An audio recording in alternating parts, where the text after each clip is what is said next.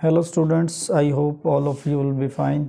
आज के लेक्चर में हम नॉवल को स्टार्ट करेंगे। डिफरेंट नॉवेल्स को डिस्कस करेंगे। मुख्तलिफ नॉवल जो डिफरेंट सेंचुरी में लिखे गए उनको डिस्कस करने की कोशिश करेंगे। आज सबसे पहले जो हम नॉवल डिस्कस करने जा रहे हैं जोसेफ एंड्रयू है, जो कि हेनरी फील्डिंग ने लिखा। इसमें हम डिफरेंट चीज़ों को डिस्कस करेंगे, करैक्टर्स को डिस्कस करेंगे, उसके अलावा उर्दू समरी को डिस्कस करेंगे, जिसकी बदौलत आप आसानी से इस नावल के बारे में जान सकेंगे। तो हेनरी फील्डिंग ने और भी बहुत सारे नावल लिखे, तो उसका भी ओवरव्यू लेंगे। लेकिन आज जो हमारा जो टॉपिक है वो जोसेफ एंड्रयू पे है। हम जोसेफ एंड्रयू को डिस्कस करेंगे। सबसे पहले किसी भी नावल के बारे में डिस्कस करने से पहले उसके जो ऑथर है उसके बारे में आइडिया होना चाहिए कि ऑथर क्या डिपिक्ट करना चाह रहा है इस नावल में, क्या हाईलाइट करना चाह रहा है इस नावल में। तो हम इस चीज़ को इस नावल में डिपिक्ट करेंगे, एक्सप्लेन करेंगे। सबसे पहले तो हमें ऑथर के बारे में पता होना चाहिए कि इसकी डेट ऑफ बर्थ क्या है और डेट ऑफ डेथ क्या है। हेनरी फील्डिंग जो उसकी डेट ऑफ बर्थ है 22 अप्रैल 1707 है और उसकी डेथ 1754 को हुई थी। तो इसने ना सिर्फ नॉवेल्स लिखे बल्कि इसने प्लेज भी लिखे, historical register for the years, मुख्तलिफ प्लेज लिखे। उसके अलावा इसकी और भी बहुत सारी वर्किंग है जिसमें उसने मुख्तलिफ नावल्स लिखे। सबसे पहले जोसेफ एंड्रयूज़ है, उसके बाद जॉनथन वाइल्ड है, उसके बाद हिस्ट्री ऑफ टॉम जोन्स है, एग्जेंडलिंग अमीलिया। इसके 4 फेमस नावल्स हैं जिनको वन बाय वन हम एक्सप्लेन करने की कोशिश करेंगे। तो आज हम जोसेफ एंड्रयू को डिस्कस करेंगे और उसके करैक्टर्स को डिस्कस करेंगे, अलॉन्ग विद उसकी समरी को डिस्कस करेंगे। तो सबसे पहले तो करैक्टर्स का पता होना चाहिए, इसमें कौन कौन से मेन करैक्टर्स हैं, कौन से मेजर करैक्टर्स हैं और कौन से माइनर करैक्टर्स हैं, उनके बारे में आइडिया होना चाहिए। तो इसमें तो बहुत सारे करैक्टर्स हैं, लेकिन हम इसको जस्ट मेन करैक्टर्स को डिस्कस करेंगे, उनके बारे में ओवरव्यू लेंगे जो स्टोरी में की रोल अदा करते हैं। सबसे पहले करैक्टर की बात करें तो उसमें जोसेफ एंड्रयूज़ है। ये हीरो है नावल का और बहुत ही इंटेलिजेंट बॉय है। तो Joseph Andrew handsome and virtuous young footman. उसके अलावा ही टैलेंट, मतलब अपने सलाहियतों की वजह से जो लेडी बूबी है वो चाहती है कि वो इसके साथ मिलके काम करे। तो इसके अलावा इसकी और बहुत सारी करैक्टरिस्टिक्स हैं, बहुत सारी खूबियाँ हैं इस करैक्टर की। तो सबसे जो मेन जो करैक्टर है जोसेफ एंड्रयूज़ है। उसके बाद मिस्टर इब्राहिम एडम्स है, ये सेकंड करैक्टर है इसमें। ये एब्सेंटेड माइंड है और ये बहुत ही तेज़ तराज एक आदमी है इस नावल में। उसके बाद फैनी गुडविल है, फैनी हीरोइन है इस नावल में और बिलोवर्ड है जोसेफ की। तो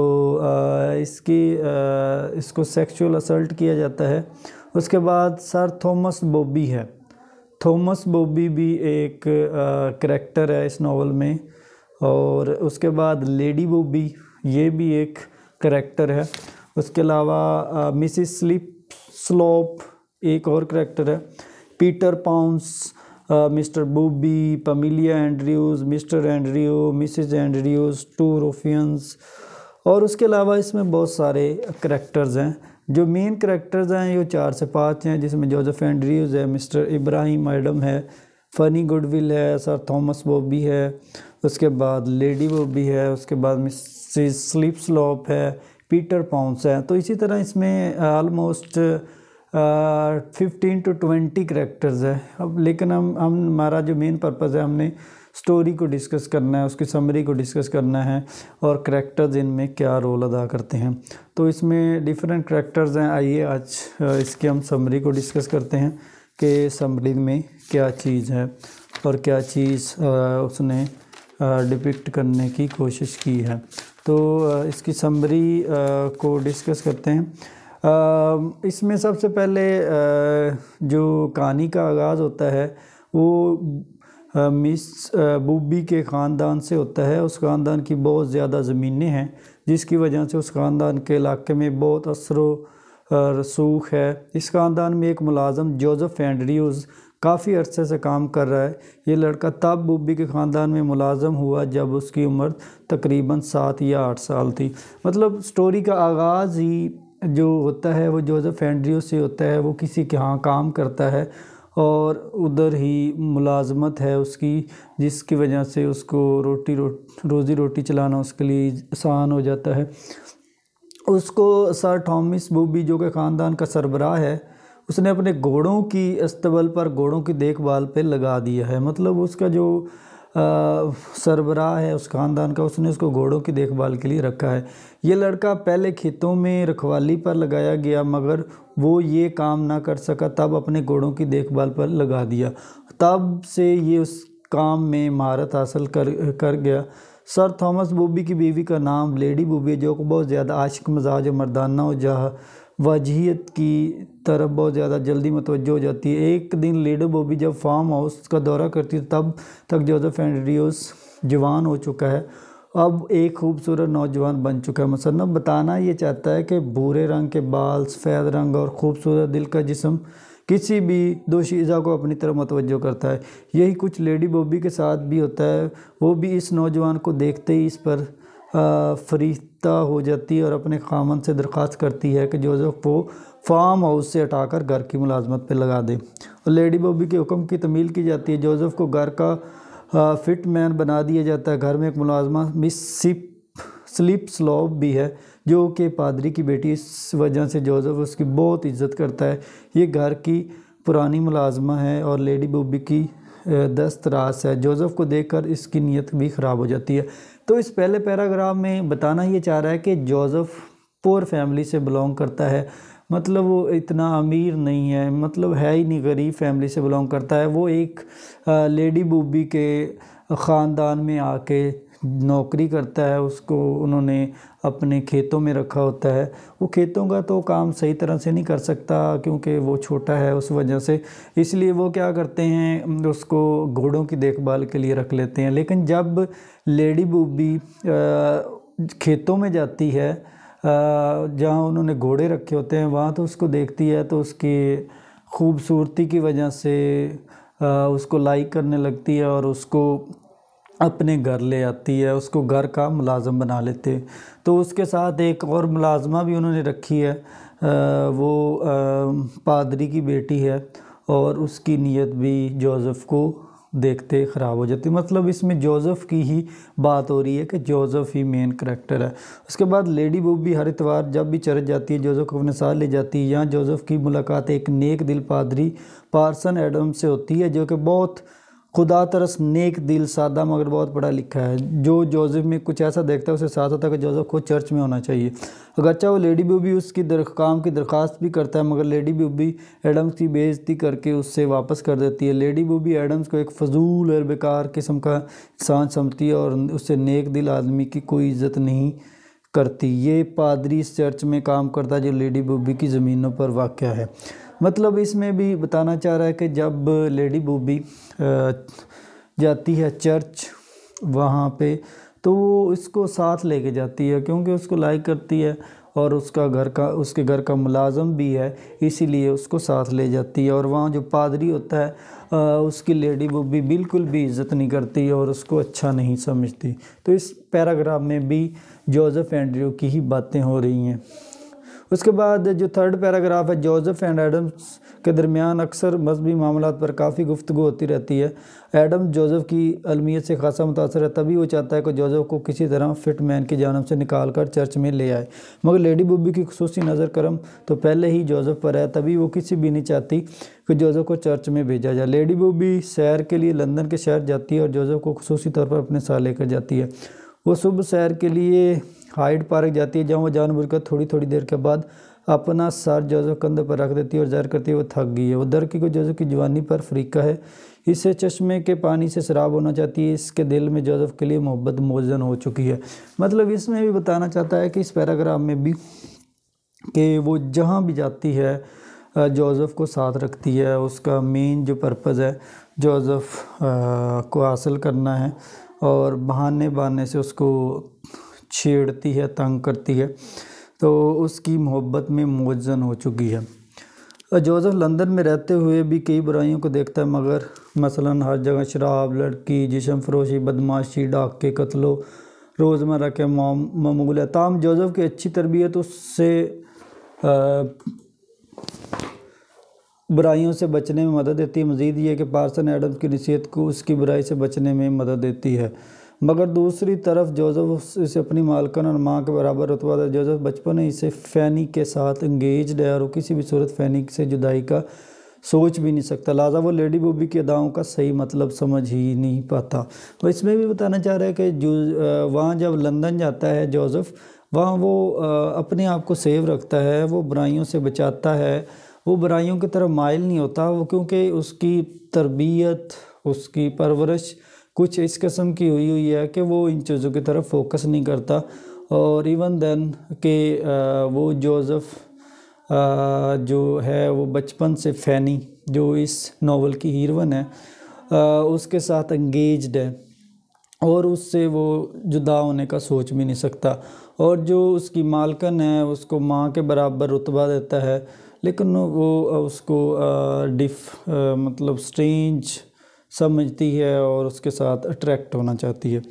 लंदन से जब वापसी पर अचानक ही बहुत तकलीफ़ दे खबर मिलती है कि सर थॉमस बॉबी का इंतकाल हो गया और यूं लेडी बॉबी अपने शोहर के इंतकाल की वजह से गम में मुबतला हो जाती है। ताहम गम का सिर्फ दिखावा किया जाता है और अपने कमरे में स्याह लिबास में बैठ जाती है, मगर वहाँ भी अक्सर बैठकर लूडो और ताश खेलती है, मगर दुनिया को धोखा देने के लिए ये दिखाती है कि उसे अपने प्यारे शोहर की मौत का बहुत गम है। इस दौरान लेडी बॉबी की नीयत बहुत ख़राब हो चुकी है। जोसेफ की जवानी के नशे से सरचार है और सूरत जोसेफ को अपने मकसद के लिए इस्तेमाल करना चाहती है। लिहाजा एक दिन वो जोसेफ को अपने ऊपर वाले कमरे में बुलाती है और ख़ुद लाभ में वो जोसेफ को अपने साथ बिठा लेती है और उसके ख़ानदान पर अपने एहसानात जताना शुरू कर देती है और चाहती है कि जोसेफ भी उसके एहसानात का जवाब कुछ मोहब्बत से दे। जोसेफ लेडी बॉबी के एहसानात पर बहुत शुक्रगुजार है, ताहम वो हरगिज़ नहीं चाहता लेडी बॉबी के एहसानात जताने का मकसद कुछ और है। जिस वक़्त वो जोसेफ को अपने पास बिस्तर के करीब बिठा लेती है उस वक़्त वो लाभ में मुकम्मल तौर पर यहाँ लेटी हुई है। जोसेफ को अपनी तरफ लुभाने के लिए लेडी अपने लाभ का एक कोना उठाकर निपल्स का थोड़ा सा एक्सपोजर करती है ताकि जोसेफ को अपने मकसद की तरफ ला सके, मगर जोसेफ साफ साफ कहता है कि वो लेडी बॉबी को अपनी माँ समझता है, इस तरह उसकी इज्जत करता है। ये बात सुनकर लेडी बॉबी गुस्से में जोसेफ कमरे से निकल जाने का कहती है और मिस स्लिपस्लोप को अपने कमरे में बुलाकर कहती है खौफ जोसेफ को समझाए, मगर स्लिपस्लोप जो खुद जोसेफ पर फ्रीक है वो समझाने के बजाय खुद फंसाने की कोशिश करती है, मगर जो भी जोसेफ डोरे डालने में जब नाकाम। इस पैराग्राफ में भी ये कहना चाहता है कि जब जोसेफ लंदन से जोसेफ और उसकी मालकन लंदन से वापस आ रहे होते हैं तो उसकी खामद की डेथ हो जाती है और वो दिखावे के लिए कुछ गम शो करवाती है, लेकिन एक्चुअली में वो गमज़दा नहीं है। उसको बहुत ज़्यादा खुशी तो नहीं, लेकिन वो परेशान भी नहीं है इस मामले में। तो वो जब वो वापस आते हैं तो उस दौरान वो जोसेफ को कमरे में बुलाती है और मतलब उसके साथ रॉन्ग रिलेशन कायम करना चाहती है, लेकिन उसको जोसेफ साफ साफ इनकार कर देता है और कहता है कि वो उसको माँ के बराबर समझता है। वो अपनी फिर मुलाजमा को कहती है कि वो इसको समझाए, लेकिन वो खुद उस पर फरीका है और वो खुद इसी चक्रों में है। तो इस तीनों पैराग्राफ में ये बताने की कोशिश की जा रही है कि जोसेफ जो है अपनी इनोसेंट को शो करता है, अपने आप को पाकीज़ा शो करता है और इन कामों की तरफ माइल नहीं होता। उसके बाद जो नेक्स्ट पैराग्राफ है उसमें कहता है इस नावल को काम एपिक ज़ोर का कॉमिक एपिक, क्योंकि ये नावल एपिक की रवायत पर तनकीद, लिहाजा एपिक की रवायत का मजाक उड़ाना एपिक में हीरो बहुत बड़े बड़े काम करने के लिए निकलता है, रास्ते मुश्किलात करना है, मगर कॉमिक में हीरो छोटे छोटे कामों में अपने आप को मसरूफ़ रखता है।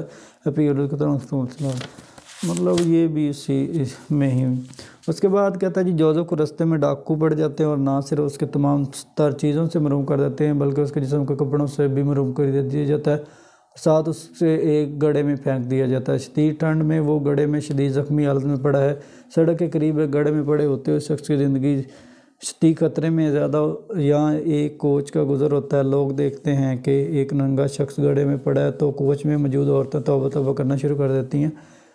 कोई भी एक मजबूर शख्स की मदद करने के लिए तैयार नहीं होता। इसमें भी बताना चाह रहा है कि जब वो सिंपली जब वो वापस आ रहे होते हैं तो वो रास्ते में उनको डाकू पड़ जाते हैं और उनसे चीज़ें छीन कर उसको फेंक जाते हैं।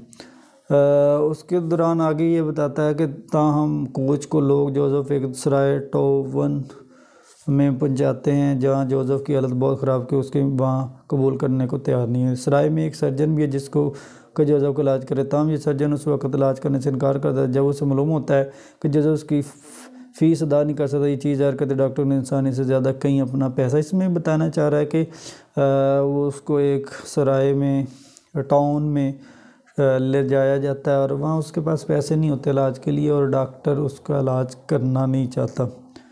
तो जो सराय में एक नौजवान लड़की बेटी भी काम करती है। ये मुलाजमत जोसेफ की मदद करती है जो उसे दूध हल्दी डालकर पिलाती है ताकि उससे ज़ख्मों को सुकून मिलता है। तो उसके बाद अचानक ये मालूम होता है कि सराय में पार्सन एडम भी मौजूद है जो अपने खुतबात कापी को लंदन शाया करवाने के लिए जा रहा है ताकि उसकी पब्लिकेशन से कुछ आमदन हो। इसमें भी बताना चाह रहा है कि जब वो वापस आता है तो तब भी उसको मुश्किलात का सामना करना पड़ता है। एट लास्ट उसको वो पादरी मिल जाता है जो इससे उसकी पहले मुलाकात हुई थी। उसके बाद आखिरकार एडम्स एक गुजरने वाली कोच के लिए एक मुलाजम से उधार लेने में कामयाब होता है। जो ही जोसेफ और एडम निकलते हैं, इसमें बताना चाहिए कि जोसेफ और एडम वहाँ से निकल आते हैं और रास्ते में मतलब एक कोच के मुलाजम से उधार लेते हैं। वो एडम्स क्योंकि खुतबात बेचता होता है, उसके माइंड में ये होता है कि उसके खुतबात ऐसा ऐसा सेल होंगे तो उनको पैसे मिलेंगे, मतलब दोनों सेम सिचुएशन में। उसके बाद रास्ते में एडम्स की मुलाकात एक शिकारी जो तीतरों के शिकार पे निकला हुआ है, अपनी दौलत के बड़े बड़े दावे करता है, साथ अपने आप को बहादुर भी करार देता है। लेकिन जो ही किसी खातून की चीखों की आवाज़ सुनाई देती है तो शिकारी भाग जाता है, मगर एडम उस खातून को बचाने के लिए दौड़ता है। चंद लोग इकट्ठे होते हैं। मतलब इसमें बताना चाह रहा है कि रास्ते में जब वापस आ रहे होते हैं तो उनको काफ़ी मुश्किलात का सामना करना पड़ता है। उसके बाद कहता है लेकिन चंद लोग इकट्ठे होते हैं तो हमला और उठ खड़ा होता है। लोगों के पहुंचने पर एडम्स और औरत पर इल्ज़ाम लगा दिया जाए कि उन्होंने उसे लूटने की कोशिश। नौजवान का ये ग्रोह एडम्स और खतून को पकड़ लेता है, घसीटते हुए उन्हें जस्टिस ऑफिस के पास ले जाता है। इन उम्मीद है कि उसका काम कोई इनाम भी मिलेगा। रास्ते में एडम को पता चलता है कि उसने खतून को जानता है। ये जोसेफ की महबूबा फ़ैनी है।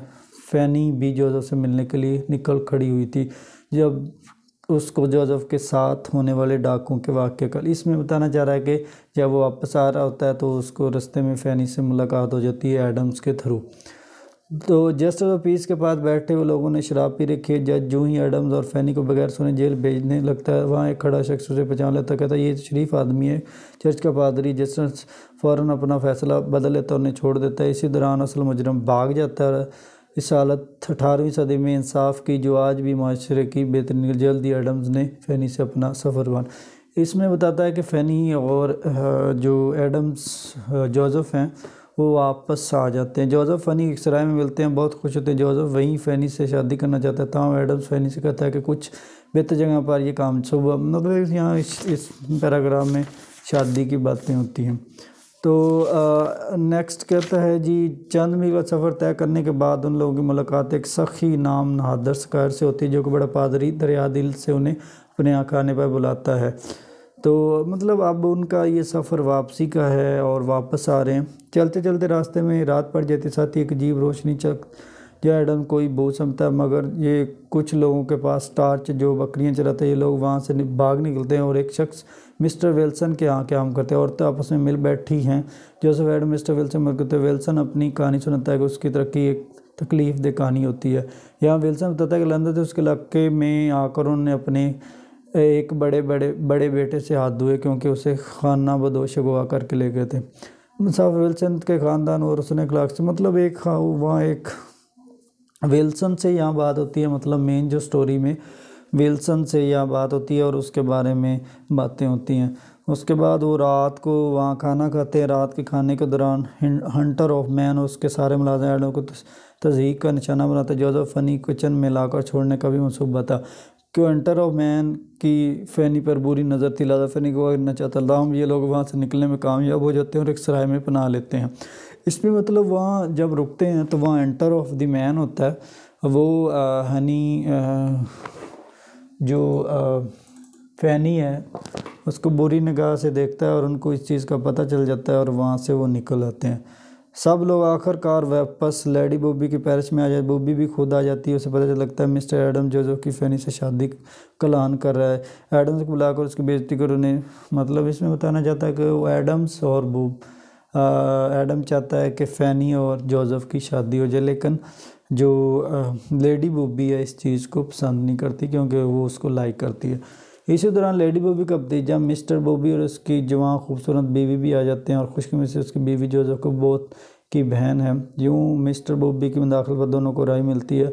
बाद में जोसेफ को बॉबी के घर और फ़ैनी को एडम्स के घर ले जाते हैं। अगले दिन लेडी बॉबी मिस्टर बॉबी को कायल करती है कि वो शादी ना होने दे। इस दौरान फ़ैनी जब बॉबी के घर के हाल का साथ सैर कर रही होती तो उसे एक शख्स डाई डे पर हमला करता है जो कि डॉबी की स्कीम होती है। इस तरह कुछ से जो वहाँ आ जाता है और हमला पर भाग जाता है। इस पैराग्राफ में भी ये बताना चाह रहा है कि स्टोरी आगे जब चल रही है तो बताना चाह रहा है कि वो लेडी जो बॉबी है वो नहीं चाहती कि इनकी शादी हो जोसेफ और फ़ैनी की। जोसेफ फ़ैनी एडम के घर चले जाते हैं। एडम जोसेफ को नसीहत कर रहा है कि वो ज़्यादा जज्बाती मत और सब्र से काम ले। इस दौरान एक खबर मिलती है कि एडम का छोटा बेटा डेक दरिया में गिरकर डूब गया। एडम खबर पर रोना शुरू कर देता है। कुछ देर बाद उसका बेटा दौड़ता हुआ आ जाता है क्योंकि वो पैडलर उसके बच्चे को बचाता है तो जिसने एक दफ़ा उनकी मदद की थी। एडम फिर नसीहतें जब करने लगता है तो जोसेफ उससे भी अभी अपने रवैये के बारे में सोचने का कहता है, मगर जोसेफ के इशारे का कोई फ़ायदा नहीं है। इस तरह लेडी बॉबी डाई डे पर जो कि जोसेफ फ़ैनी के दरमियान लाने का मंसूबा बनाती है और मिस्टर बॉबी और पमीला के साथ एडम के घर ले जाती है, जहाँ डाई डे पर फ़ैनी ने जानबूझकर अटकेलियाँ लेने की कोशिश करता है जिस पर उसको जोसेफ के मतलब आगे स्टोरी चल रही है ये लेडी बॉबी के घर में ही है। उस दौरान जोसेफ ने फ़ैनी पैडलर और एडम इकट्ठे एक जगह खाना खाते हैं। इस दौरान पैडलर जो फ़ैनी तर मिस्टर और मिसेस एंड्रयू की तवील अर्सा गुम हुई बेटी है। इस तरह फ़ैनी जोसेफ की बहुत बहन साबित होती है। ये खबर सुनकर लेडी बॉबी की बातें खुल जाती हैं, ये बहुत खुश होती है। ताहम मिस्टर बॉबी सबसे कहता है कि एंड्रयू के आने का इंतज़ार करें ताकि मामला वाज़ह हो जाए। अभी मतलब इसी मैटर पे ही बातें चल रही होती हैं जोसेफ और एंड्रयू। आधी रात के वक्त फ़ैनी को रेप करने की चक्कर में डाई डे पर बजाय फ़ैनी के कमरे में दाखिल होने के मिस स्लीपस्लोव कमरे में जा घुसता है। स्लीपस्लोव के शोर मचाने में भाग खड़ा होता है। करीबी कमरे में एडम सो रहा है। शोर सुनकर दौड़ता है। अंधेरे में एडम स्लीपस्लोव पर ही हमला कर देता है और उसे हमला और समझता है। लेडी बॉबी जब वहाँ पहुँचती है तो देखती है एडम स्लीपस्लोव के बेड में पड़ा है। ताहम जोसेफ के मामला रखता हूँ स्लीप्स कमरे में एडम फ़ैनी के कमरे में घुस जाता है। इस हालत में फ़ैनी के साथ उसके बिस्तर पर सो जाता है लिहाजा।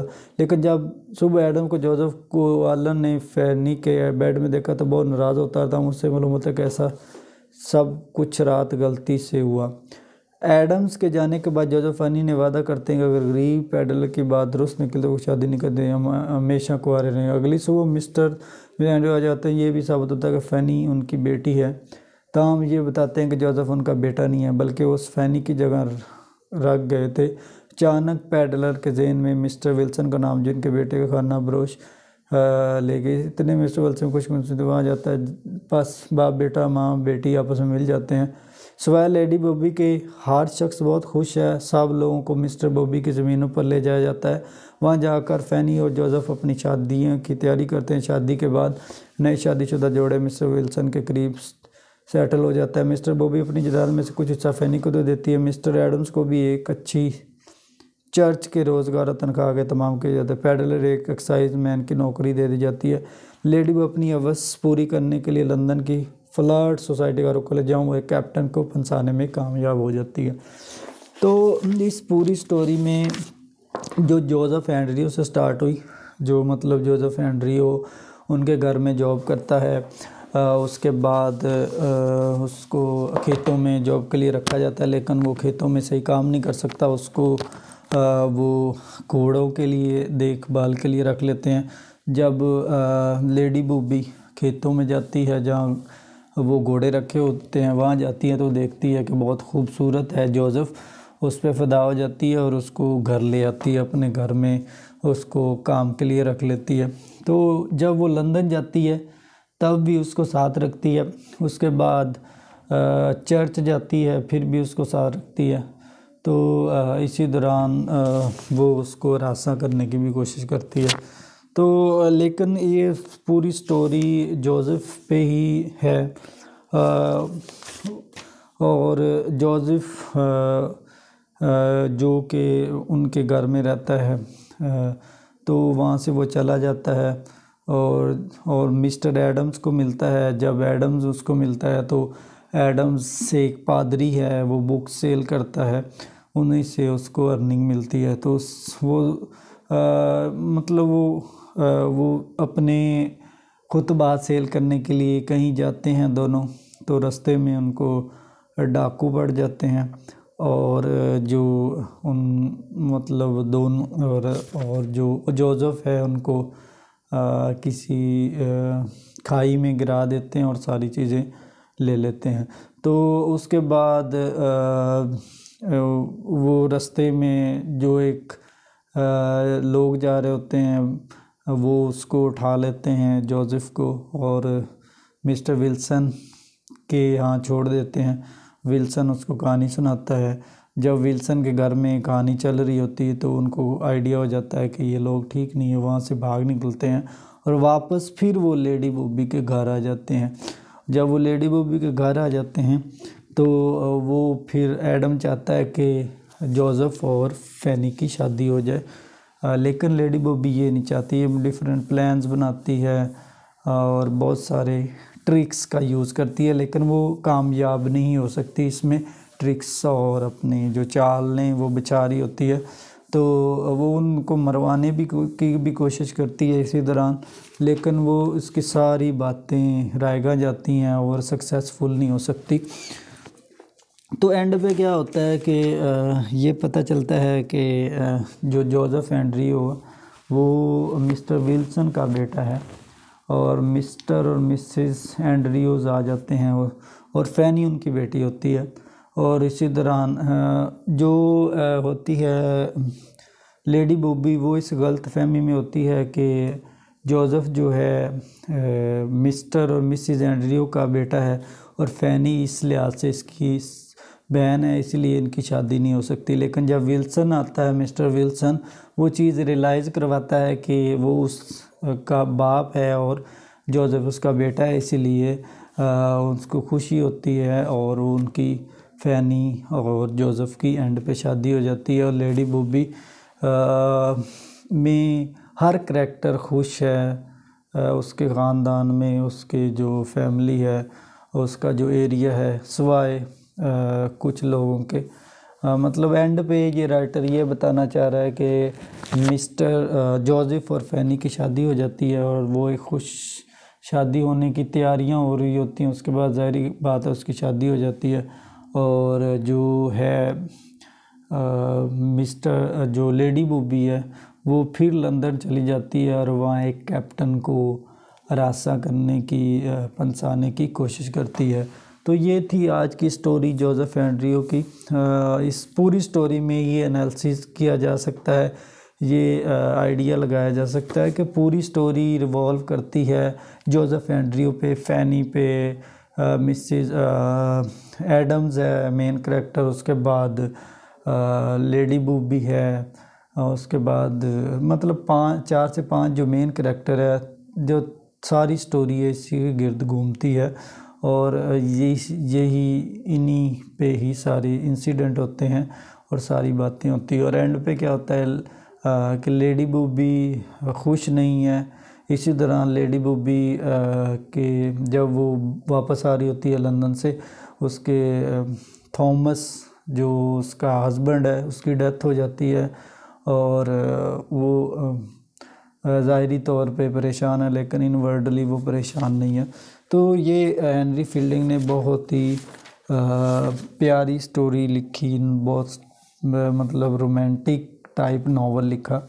तो इसमें उसने डिफरेंट कैरेक्टर्स को एक्सपोजर किया, एक्सप्लेन किया और ये बताने की कोशिश की है कि मतलब ये एपिक है, कॉमिक एपिक है, जिसमें जो हीरो है उसको बहुत सारी मुश्किलात आती हैं, बहुत सारे मसाइल आते हैं।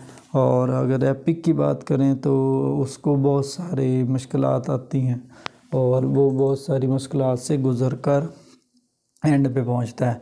तो ये थी आज जोसेफ हेनरी की समरी, जिसको हेनरी फील्डिंग ने लिखा। और नेक्स्ट लेक्चर में हम मज़ीद कोई समरी डिस्कस करेंगे। अगर हेनरी फील्डिंग के बाकी नावल्स हैं तो उनको डिस्कस करेंगे, अगर ना हुए तो मज़ीद और कोई नावल डिस्कस करने की कोशिश करेंगे। होप सो आपको इसकी समरी की समझ आई होगी। मज़ीद नेक्स्ट लेक्चर में हम और समरीज़ को डिस्कस करेंगे।